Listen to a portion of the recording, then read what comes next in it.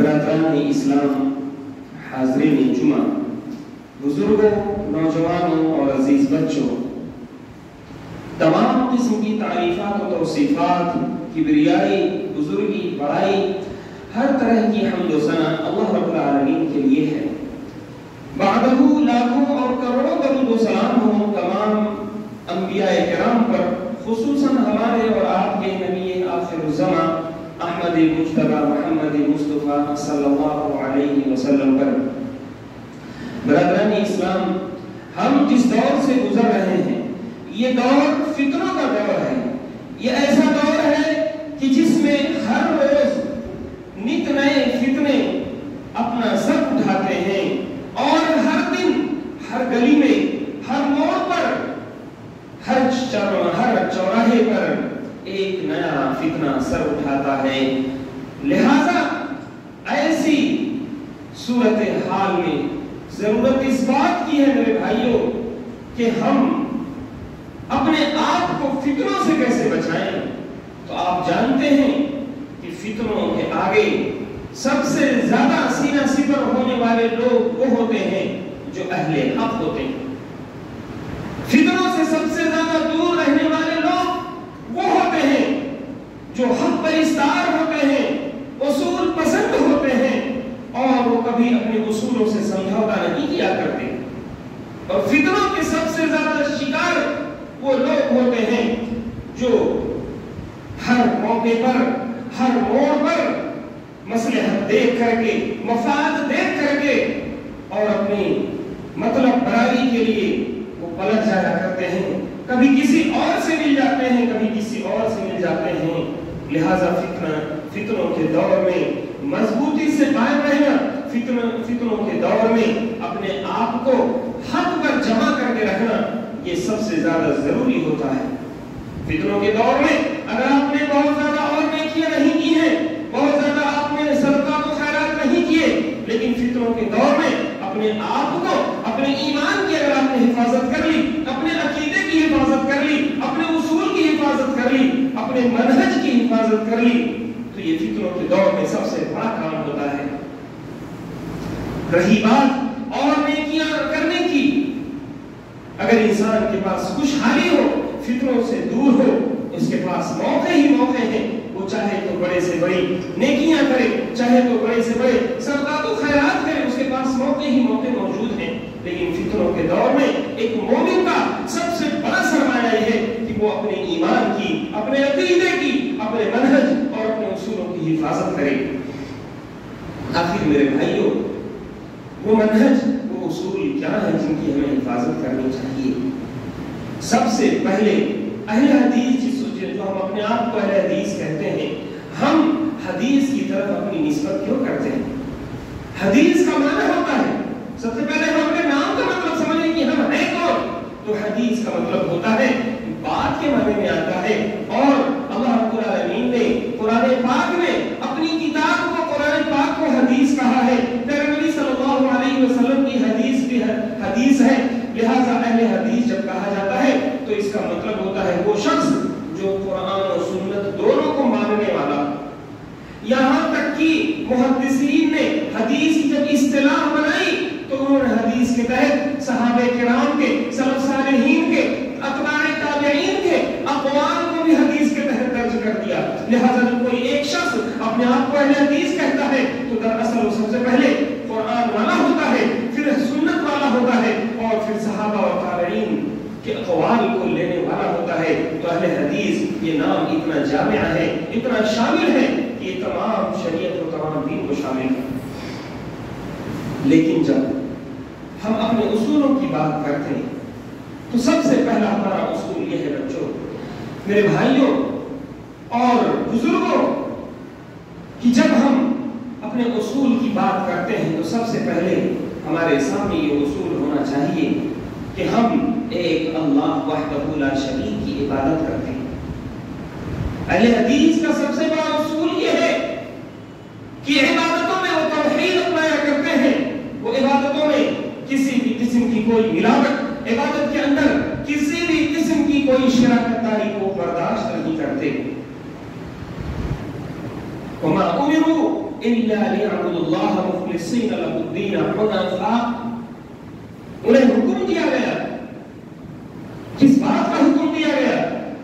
تاکہ وہ صرف اور صرف ایک اکیلے اللہ کی عبادت کریں، دنیا کی تمام شرک کی آلائشوں سے کٹ کر. یہ اہل حدیث کا اصول. دوسرا اہل حدیث کا اصول یہ ہے کہ وہ پیارے نبی صلی اللہ علیہ وسلم کی اقتداء کرنے میں بلا کسی شرکت کے پیارے نبی صلی اللہ علیہ وسلم کی اقتداء کرتے ہیں. اور یہ اہل حدیث کا ایک ایسا امتیازی وصف ہے کہ جب ان کے سامنے حدیث رسول آ جائے، پیارے نبی صلی اللہ علیہ وسلم کا قول آ جائے، تو دنیا کی بڑی سی بڑی طاقت ان کے سامنے کھڑی ہو، وہ ان کو ایسا لگتا ہے کہ جیسے ان کے اندر کی ساری ہوا ختم ہو چکی ہے، ان کا ٹائر پنچر ہو چکا ہے، اب وہ آگے بڑھ نہیں سکتے کیونکہ ان کے سامنے حدیث رسول آ چکی ہے. لہذا اہل حدیث کا اصول یہ ہے کہ ما آتاکم الرسول فخذوه وما نهاکم عنه فانتهوا. تمہیں رسول جو کچھ دے تم اسے لے لیا کرو، اور جس چیز سے تمہیں منع کرے اس سے تم رک جایا کرو. یہی نہیں، اللہ رب العالمین نے یہاں تک فرمایا ومن یطع الرسول فقد اطاع اللہ. جو شخص رسول کی اطاعت کر رہا ہوتا ہے تو سمجھو اس نے اللہ کی اطاعت کر لی ہے، کیونکہ رسول کی اطاعت کرنے میں ہی اللہ کی اطاعت ہے، کیونکہ رسول اللہ صلی اللہ علیہ وسلم وہی کچھ بتاتے ہیں جو اللہ رب العالمین نے آپ کو بتایا ہوا. تو اللہ کے رسول کی اطاعت اللہ کی اطاعت میں شامل ہے. میرے بھائیوں، تو جب ہم اللہ کے رسول صلی اللہ علیہ وسلم کی اطاعت کرتے ہیں، آپ کی بات مانتے ہیں، تو ہم اس میں کسی بھی قسم کا شرک، اس میں کسی بھی قسم کی شراکت داری برداشت نہیں کرتے. چاہے ہمارے مولوی کا قول ہو، چاہے ہمارے کسی بڑے پردھان کا قول ہو، ہمارے گھر کے مکھیا کا قول ہو، لیکن جب ایک حدیث رسول سامنے آ جائے تو اس کے سامنے ہم کسی کی بات کی کوئی پرواہ نہیں کرتے. حتیٰ کہ اگر ہمارے اس امت کے بڑے سے بڑے ائمہ کرام، امام ابو حنیفہ، امام مالک، امام شافعی اور امام احمد بن حنبل جیسے جلیل القدر امام بھی گزرے ہوئے ہوں، ان کی بھی باتیں اگر ہمارے سامنے آ جائیں تو ہم خود ان اماموں کے اصول کے مطابق ہم حدیث رسول سے روگردانی نہیں کرتے، کیونکہ اللہ کے رسول صلی اللہ علیہ وسلم کی حدیث معصوم ہے. آپ جب حدیث یا آپ جب بولا کرتے تھے، آپ جب گفتگو کیا کرتے تھے، تو آپ کی گفتگو بھی وحی الہی کا مظہر ہوا کرتی تھی. اللہ رب العالمین نے فرمایا وَالنَّجْمِ إِذَا هَوَىٰ مَا ضَلَّ صَاحِبُكُمْ وَمَا غَوَىٰ وَمَا يَنطِقُ عَنِ الْهَوَىٰ. یہ جو تمہارے نبی ہیں، یہ تمہارے نبی یہ اپنی خواہشات نفسانی سے گفتگو نہیں کرتے. ان هو الا وحی یوحیٰ، ان کی گفتگو سراپا وحی الہی ہوتی. تو جب بھی یہ بولتے ہیں تو اللہ رب العالمین کی طرف سے وحی کی جاتی ہے. لہذا اللہ کے رسول صلی اللہ علیہ وسلم کی ہر بات وحی الہی ہوا کرتی ہے. میرے بھائیوں، جب ہم اللہ کے رسول صلی اللہ علیہ وسلم کی حدیث تلاش کرتے ہیں، حدیث ڈھونڈتے ہیں، تو حدیث کی تلاش میں ہم تھکتے نہیں ہیں اور تھک کر کے کسی اور کے قول کی طرف نہیں جاتے. کیونکہ آج دنیا میں جس پیمانے پر تفرقہ بازی اور جس پیمانے پر لوگوں میں افتراق و انتشار پھیلا ہے، وہ صرف اور صرف حدیث رسول کے چھوڑنے کی وجہ سے پھیلا ہے. لہذا یہ اصول بہت اہم ہے. اسی طرح سے میرے بھائیوں، اہل حدیث کا ایک اصول یہ ہے کہ وہ قرآن و سنت، جب ان کے ہاتھوں میں قرآن ہے، ان کے ہاتھوں میں حدیث رسول ہے، تو قرآن اور حدیث رسول کو لے کر کے بالکل آزاد ہو کر کے اسے نہیں سمجھنے کی کوشش کرتے ہیں. قرآن و سنت کو اپنی منمانی سمجھ کے مطابق اس پر عمل نہیں کرتے. قرآن کی ایک آیت کو اپنے منمانی نہ تو اہل حدیث لیتے ہیں، نہ تو سنت رسول میں سے کسی ایک حدیث کو اہل حدیث اپنے منمانی لیتے ہیں، بلکہ وہ کیا کرتے ہیں؟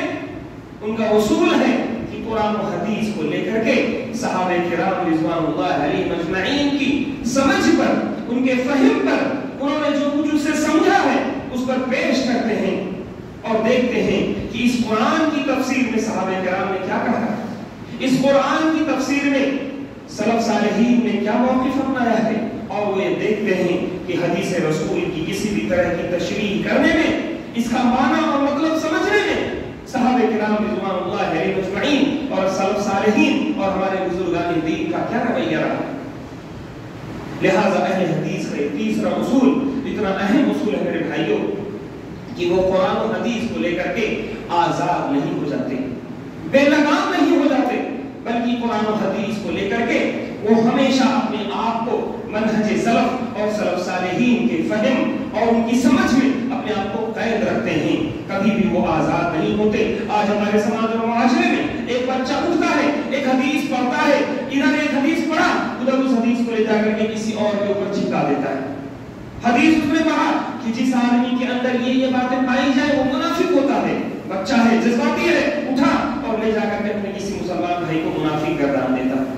میرے بھائیوں, یہ ہے قرآن و حدیث کو آزادانہ طور پر سمجھنے کی سزا ہے کہ ہم قرآن کی آیتوں کو لے کر کے حدیث کو لے کر کے لوگوں کے اوپر بربلا حکم لگا دیتے ہیں, کیونکہ ضرورت اس بات کی ہے کہ قرآن و حدیث کو جب ہم لیں تو اسے سلف صالحین بزرگان دین صحابہ کرام رضوان اللہ علیہم اجمعین کی سمجھ پر اسے پیش کریں کہ انہوں نے ان آیتوں سے, ان احادیث سے کیا سمجھا تھا, تبھی جا کر کے ہمارے اندر وہ لگام لگے گی جس کے ذریعے سے ہم حقیقی معنوں میں سلفی کہے جانے کے حقدار ہیں, جس کے ذریعے سے ہم حقیقی معنوں میں اہل حدیث کہے جانے کے حقدار ہیں. میرے بھائیوں, اسی طرح سے اہل حدیث کا ایک اہم اصول یہ ہے کہ وہ قرآن و سنت کے اندر کسی بھی طرح کی کوئی تعویل نہیں کرتے. قرآن پاک کی جو بھی آیت کریمہ آتی ہیں اس کا عربی زبان کے مطابق جو بھی معنی مفہوم ہوتا ہے, اللہ کے رسول صلی اللہ علیہ وسلم کی احادیث کی روشنی میں جو بھی معنی مفہوم ہوتا ہے, کبھی بھی اہل حدیث قرآن کے معنی مفہوم میں, قرآن کی آیتوں میں تعویل سے کام نہیں لیتے. اس کا معنی جو حقیقی معنی ہے اس معنی سے ہٹا کر کے اس کو سمجھنے کی کوشش نہیں کرتے. یہ اہل حدیث کا اصول ہے. اسی طرح سے میرے بھائیوں, قرآن کریم کا ایک بڑا حصہ اللہ رب العالمین کی اسماء و صفات پر مشتمل ہے. تو اہل حدیث کا یہ بھی اصول ہے کہ اللہ رب العالمین کے اسماء و صفات میں اللہ رب العالمین کے جو اچھے نام ہیں, جو اس کی اچھی صفتیں ہیں, ان صفتوں کا معنی اور مفہوم سمجھنے میں نہ تو وہ تعویل کرتے ہیں, نہ اللہ رب العالمین کی تشبیہ بیان کرتے ہیں, نہ اللہ رب العالمین کو کسی کے مثل قرار دیتے ہیں, اور نہ ہی ان آیت کریمہ میں جو اللہ رب العالمین کی اچھی صفتیں بیان کی گئی ہیں, ان آیت کریمہ میں اللہ کی صفتوں کو معطل قرار دیتے ہیں, اور نہ ہی وہ اللہ رب العالمین کی صفات کے بارے میں کیفیت کے ذریعے سے کیسے ہے اس کا سوال کرتے ہیں. تو یہ اہل حدیث کا اصول. یہ تمام چیزیں نہایت ہی علمی انداز کی چیزیں ہیں, لیکن ہمیں سمجھنا چاہیے, ہمیں اپنے لیول پر بھی سمجھنا چاہیے کہ اللہ رب العالمین نے اپنی صفتوں کے بارے میں, اپنے ناموں کے بارے میں جو کچھ قرآن پاک میں فرما دیا ہے, ہم اس کو ویسے ہی مانتے ہیں جیسے کہ وہ وارد ہوئے ہیں, اور ہم ان کا معنی مفہوم سمجھتے ہیں. ہم اللہ رب العالمین کے اسماء و صفات کو پڑھتے ہیں, ان کا معنی مفہوم سمجھتے ہیں, اور ان کو ہم ثابت مانتے ہیں. نہ تو یہ کہتے ہیں کہ ان آیتوں کا کوئی معنی مفہوم نہیں ہے, نہ تو یہ کہتے ہیں کہ ان کا آیتوں کا معنی مفہوم اللہ ہی بہتر جانے, اور نہ ہی یہ کہتے ہیں کہ ان آیتوں کا مفہوم ایسے ہے جیسے فلاں چیز کی طرح ہے. نہ تو اللہ کو کسی اور چیز سے تشبیہ دیتے ہیں, اور نہ ہی اللہ رب العالمین کو اسماء و صفات سے بالکل آری مانتے ہیں, بلکہ وہ کہتے ہیں لیس کمثلہ شیء وہو السمیع البصیر. اللہ رب العالمین کے مثل کوئی بھی چیز نہیں ہے, لیکن وہ سمیع و بصیر بھی ہے. اللہ رب العالمین کی ذات سے جہاں ہم مماثلت کی نفی کرتے ہیں, مماثلت کو دور کرتے ہیں, وہیں اس بات کا اعتراف بھی کرتے ہیں کہ اللہ تعالیٰ تو سمیع و بصیر ہے, تو سننے والا ہے, تو دیکھنے والا ہے. ہاں, تیری صفات کیسے ہیں اس کا ہمیں علم نہیں ہے, ہمیں حق نہیں ہے کہ ہم کیسے کا سوال کریں. اور یہ سمجھتے ہیں اہل حدیث کہ اللہ رب العالمین کی صفتوں کے بارے میں کیسے کا سوال کرنا بدعت ہے. میرے بھائیوں, اللہ رب العالمین کے اسماء و صفات کی بہت ساری تفصیلات ہیں. ان تفصیلات میں نہ جاتے ہوئے اہل حدیث کا اگلا اصول ہم لوگ یوں دیکھتے ہیں کہ اہل حدیث کا ایک اصول یہ ہے, ان کا ایک بنیادی قاعدہ یہ ہے کہ اہل حدیث مسلم حکمرانوں کے اوپر کھلا طعن و تشنیع نہیں کرتے. اہل حدیث کا اصول یہ ہے کہ اللہ رب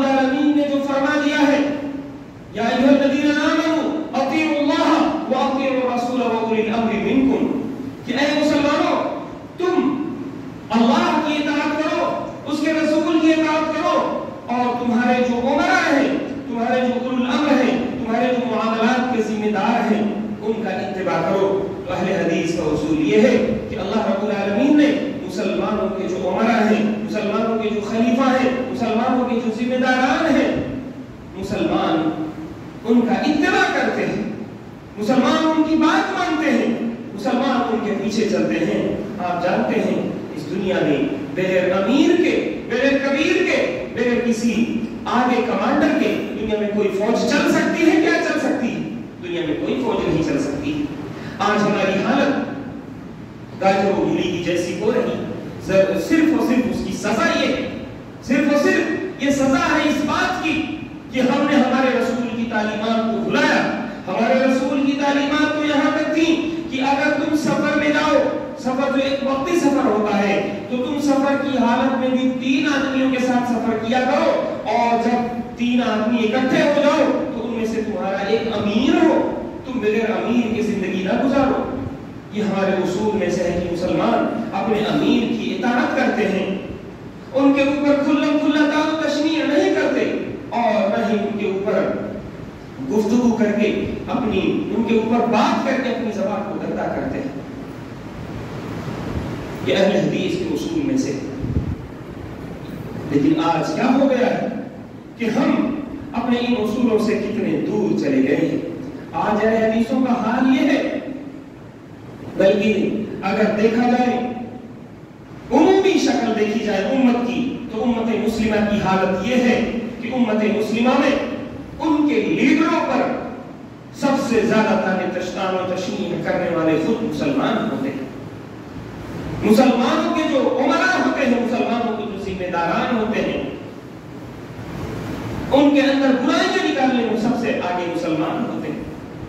اطاعت و فرمانبرداری تو بہت دور کی چیز ہوئی۔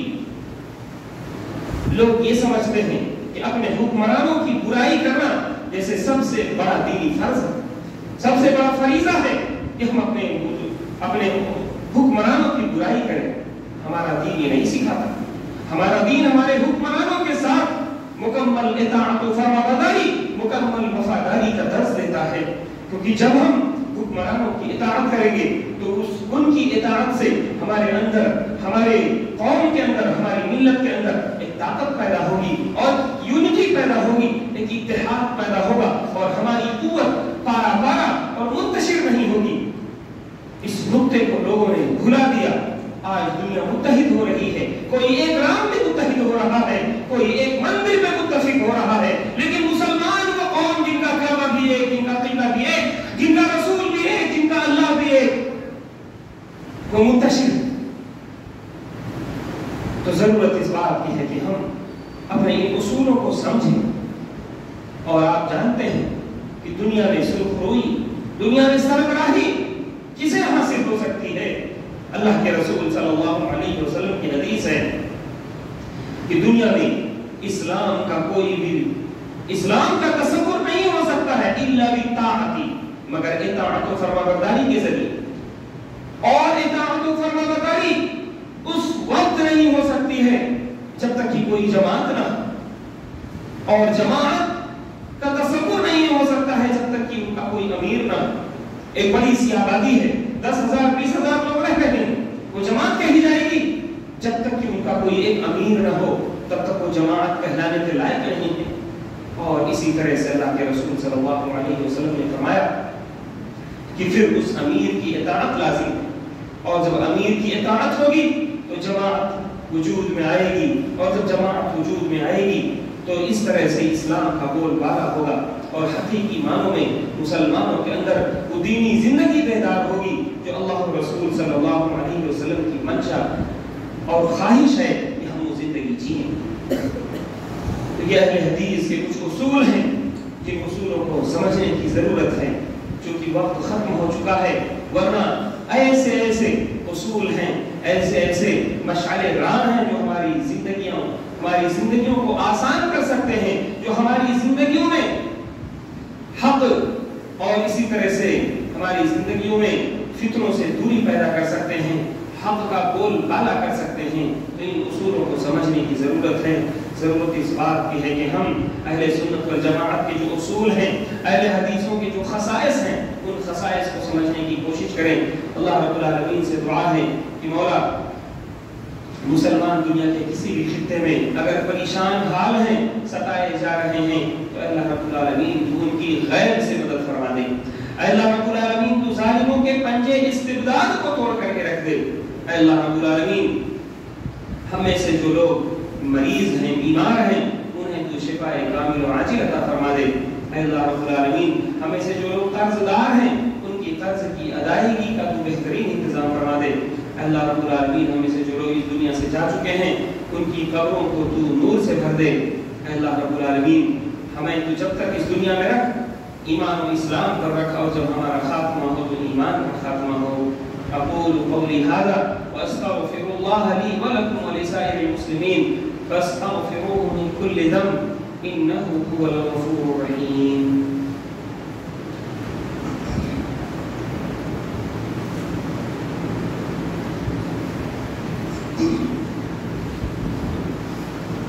ان الحمد للہ